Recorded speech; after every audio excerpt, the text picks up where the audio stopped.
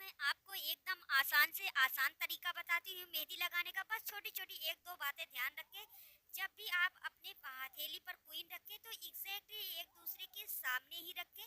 इस बात का ध्यान रखें जिससे आपकी डिजाइन एकदम प्रोफेशनल और एकदम क्लियर बनेगी। तो हमने यहाँ पर छोटी छोटी कुछ भी नहीं किया है, बस क्वीन के किनारे छोटी छोटी बिंदियाँ रख दी है। अगर आप बिगनर है तो बस दो से तीन बातों का ध्यान रखते हुए आप ये मेहंदी डिजाइन बहुत ही इजीली बना सकते हैं।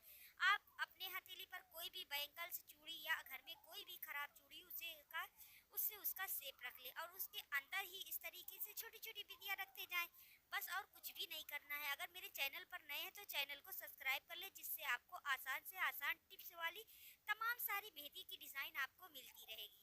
इस तरीके से हम सारी मेहंदी के अंदर बिंदियां रखती हैं। जहाँ पर हमारी फिंगर की थोड़ी सी जगह बाकी है वहाँ पर हम इस तरीके से थोड़ा थोड़ा कट वाली लाइन बनाकर हम इसमें डिजाइन बना देंगे।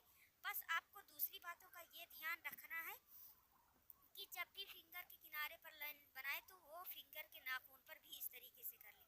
अब जब भी क्वीन को उठाएं, क्या होता है हम जब बिगिनर होते हैं तो एक ही हाथ से उठाते हैं तो क्वीन कभी कभी मेहंदी पर गिर जाए। अगर आपके पास ये रुई वाली लकड़ी ना हो तो किसी भी लकड़ी में थोड़ा सा रुई लपेट कर इसे बना सकते हैं। और दूसरी बात है, क्वीन हो या बैंगल से हो बहुत ही आसानी से हटाए। कभी कभी गिर जाने से हमारी सारी मेहंदियाँ खराब हो जाती है। और जब भी इसे अगर आप बिगिनर हो तो धीरे धीरे एक एक करके बनाए, जिससे खूब बेहद आसानी से ये फूल बनकर तैयार हो जाता है। और आपको बहुत ही कम समय में ये मेहंदी डिजाइन बन जाती है।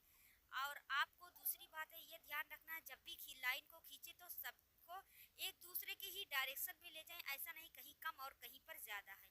बैंगल्स वाले चूड़ी के डिजाइन पर भी हम इस तरीके से छोटी छोटी लाइन कर लेंगे, जिससे हमारा फूल ये बड़ा थोड़ा बन जाएगा और ये दिखने में बहुत खूबसूरत लगेगा। अब जो हमारी लाइन कहीं कहीं खाली है, थोड़ा सा ऐसा लग रहा अलग अलग डिजाइन है, तो उसे हम एक शेप देने के लिए इस तरीके से एक लाइन खींच लेंगे। अब हम इसमें छोटी छोटी इस तरीके से बिनती रखते हुए लाइन को खींचते जाएंगे, जो बहुत ही आसान होती है। अभी हम इसे बताते हैं कि इसे पत्ती के रूप में या लीफ बना कैसे हम बना सकते हैं। आप बिगनर हैं तो इस तरीके से ज़रूर बनाएं और ऊपर वाला नुकीला जो हिस्सा है उसे ऊपर की तरफ खींचते जाएंगे, जिससे ये पत्ती का आकार ले लेता है और हमारी डिज़ाइन बहुत ही कम्प्लीटली बहुत ही ब्यूटीफुल बनकर तैयार हो जाती है। फिंगर पर हम यहाँ पर छोटी छोटी बिंदी रख देंगे, जिससे हमारी डिज़ाइन एकदम अनकम्प्लीट से कंप्लीट लगेगी। दूसरी डिज़ाइन हम आपको बताते हैं, आपको ये तो और ही आसान है। यहाँ पर हमने 3 क्वीन का सिक्का रख लिया है और इस तरीके से छोटी छोटी लाइन को ड्रॉ कर लेंगे। यहाँ पर क्या करना है, बिंदी नहीं रखना, बस छोटी छोटी लाइन को खींचना है। बहुत ही आसान तरीके से हम आपको ये भी डिज़ाइन आपको समझाएंगे। आपने कभी भी नहीं मेहंदी लगाया फिर भी लगा सकते हैं। हम तीनों को इनके किनारे पर जो है इस तरीके से छोटी छोटी लाइन खींचेंगे। हाँ, एक बात का ध्यान रखना कि लाइन जो खींचे वो थोड़ा मोटी हो, बहुत पतली ना खींचे।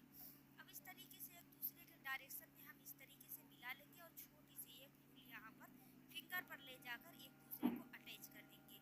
अब यहाँ पर क्या होता है, हम छोटी छोटी बिंदी रखेंगे जिससे हमारी डिजाइन एक दूसरे में मिल जाए। अब यहाँ पर हम भी कोइन को दोनों हाथों की सहायता से उठाए, जो हमारे पेंट करने वाला ब्रश है उससे इसमें शेप देंगे, जिससे इससे शेडिंग जो है बहुत ही अच्छी से हो जाती है। और हमें अगर आपको जो है शेडिंग देना नहीं आता तो इस तरीके से ब्रश से करें, बहुत ही ईजिली बन जाता है। यह हमारा पुराना ब्रश है तो इतना का क्लियर नहीं इसमें आया। अगर आपके पास नया ब्रश हो तो उसका इस्तेमाल ज़रूर करें। इस तरीके से आप देख सकते हैं कितनी आसानी से ये जो है शेडिंग होती जा रही है। अगर आपको मेहंदी से नहीं आती है तो ये इस तरीके को ज़रूर आजमाएं।